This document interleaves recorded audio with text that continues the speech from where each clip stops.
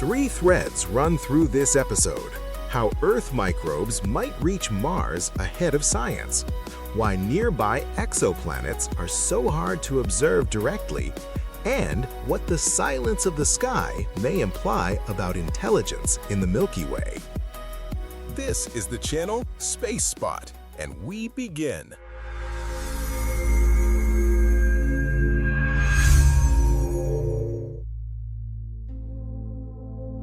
The rise of heavy lift launchers and the growing availability of payload mass make it increasingly realistic to send more frequent robotic missions across the solar system to Mars, the Moon, Venus, asteroids, and the icy moons of the giant planets. For engineering, this expands capability and lowers the cost per kilogram of science. For exobiology and planetary protection, it introduces a different kind of pressure.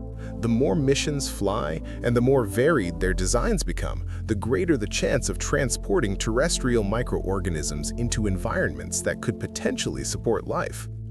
This is not a question of abstract dirt. Even a small number of microbes, if they reach a suitable niche, can blur future findings. Biosignatures may become mixed, and rare indications of local biology could become difficult to distinguish from contamination introduced by spacecraft. For that reason, since the earliest decades of spaceflight, a core principle is held. Spacecraft that may contact the surface or atmosphere of potentially habitable bodies must be assembled and treated under strict contamination control and sterilization protocols. In practice, this means layered procedures: thermal treatment of components, chemical cleaning of surfaces, ultraviolet and ionizing irradiation, and careful material choices so that systems can endure decontamination without unacceptable degradation. Clean assembly adds another level of protection. Spacecraft are integrated in filtered air facilities with controlled airflow and continuous monitoring. Personnel work in isolating suits. Exposure of critical surfaces is minimized. Verification traditionally relies on biological assays. Swabs are taken from multiple locations, placed on nutrient media, and checked for the growth of colonies. For many years, this framework encouraged confidence that contamination risk could be driven close to zero. Yet, microbiology has steadily demonstrated that sterility in the planetary protection sense is probabilistic. Some organisms are rare, slow-growing, and unusually tolerant of stress, making them difficult to detect with short observation windows. Long-duration experiments in spacecraft cleanrooms have tested what short inspections can miss. Samples collected from surfaces and air are incubated on nutrient media far longer than the standard timeframes used for routine checks. Under these extended conditions, microbes sometimes appear that either grow extremely slowly or remain dormant in ways that resist rapid activation. In one such investigation, after a prolonged interval, a previously unrecognized bacterium was observed and later named Pterococcus phonesis. The specific name matters less than what its delayed emergence suggests. A negative result after a few days is not proof of absence, and a cleanroom ecosystem can include extremely rare organisms with unusual persistence. For planetary protection, such organisms are disproportionately important. They may survive desiccation, temperature swings, exposure to disinfectants, and in some cases, a portion of the radiation stresses associated with spaceflight. A further complication is historical. Many sterilization and verification procedures were optimized around common bacteria and spores that reveal themselves quickly and predictably. Rare survival specialists shift the balance. They may be scarce and difficult to catch, yet they are the ones most relevant to the worst-case scenarios. This pushes contamination control away from a simple logic of the assays were negative, therefore the system is sterile, toward a stricter framework. It favors longer incubations, genetic and molecular detection methods, and mission-specific modeling of what could endure launch, cruise, landing, and exposure on the target world. The central question becomes not only whether microbes are present, but where they might be sheltered and which pathways could allow them to persist. If you'd like to see more stories about space and the cosmos, a like and a subscription would be greatly appreciated. For Mars, a long-standing argument added reassurance. Even if some microorganisms survive assembly and launch, the Martian surface is intensely irradiated and extremely dry, so terrestrial life should degrade rapidly. This second barrier is real for many organisms, but it is not universal. Radiation and ultraviolet exposure are most destructive on the open surface. Beneath even modest layers of regolith, conditions change. Shielding reduces dose significantly, and temperature swings are muted. This matters because spacecraft can unintentionally create protective microenvironments. Hardware that penetrates or becomes partially buried in the soil may provide sheltered surfaces and cavities where microbes, if present, are less exposed to the harshest surface conditions. Missions that attempt to insert probes or sensors into the ground illustrate the point. Even partial penetration can leave parts of a device covered by soil, forming a small pocket of shielding that changes survival odds. Martian permafrost adds another nuance. Dense, cold ground resists mechanical penetration, but it can also stabilize the local environment and slow chemical degradation. Under certain conditions, thin films of brines cannot be ruled out, which would further complicate survival estimates. The result is a methodological dilemma. Sites where previous landers worked and interacted with the soil become high-priority areas for contamination assessment. This does not imply that Mars is already infected, but it does require careful separation of interpretations. Any biological signals detected near past landing sites must be evaluated against the possibility of terrestrial origin. For future life detection strategies, that translates into a practical sequence. First, characterize the contamination context around earlier missions, then search for evidence of Martian biology with sampling plans designed to minimize ambiguity. Thousands of exoplanets have been discovered, but most were found indirectly, through observations of their host stars rather than the planets themselves. Two methods define the modern catalog.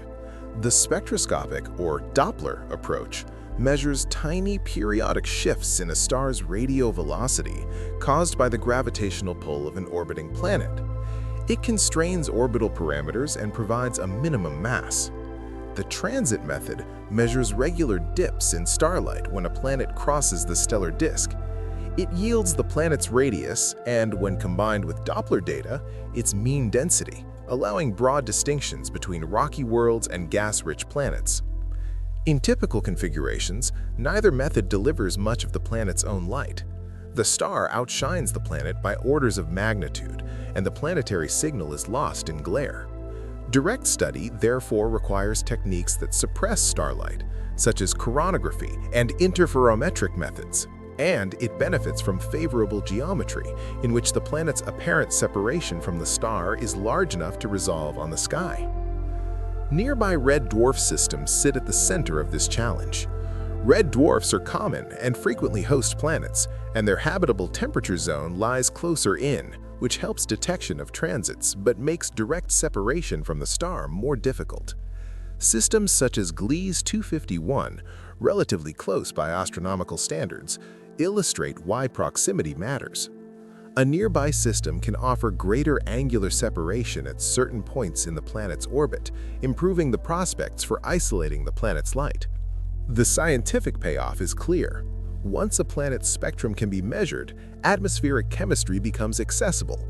Features from oxygen, water vapor, carbon dioxide, methane, and related molecules can be assessed, especially in combinations that are difficult to maintain without active processes.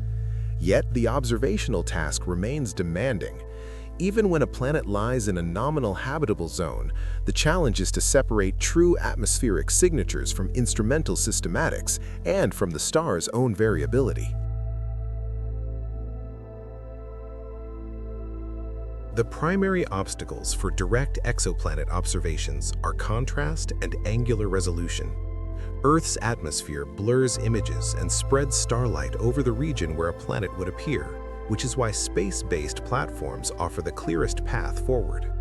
Coronagraphs can partially turn down the star's light and probe the surrounding region for faint companions. Even so, coronagraphy has physical limits. Planets close to the star can be hidden within the very area that must be masked. This motivates architectures that go beyond single telescopes.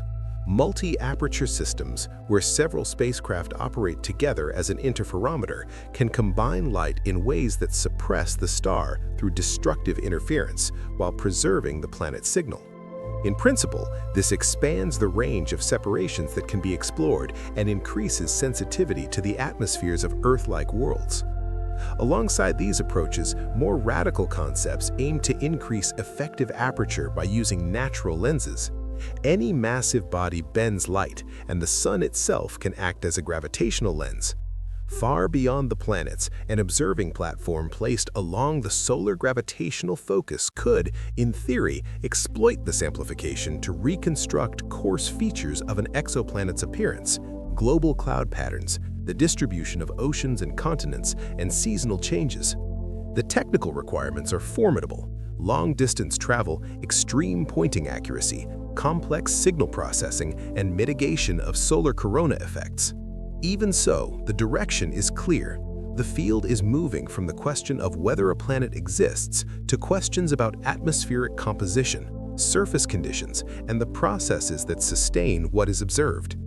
Indirect methods establish the basic physical framework, while direct imaging and advanced interference techniques aim to deliver the chemistry and eventually the geography of distant worlds.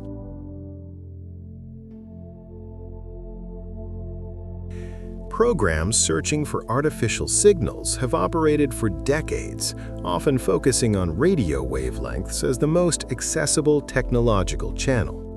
The persistent lack of confirmed detections raises questions not only about instrumentation, but about where and when civilizations might emerge and persist in a galaxy. One influential view treats galactic habitability as a function of distance from the center.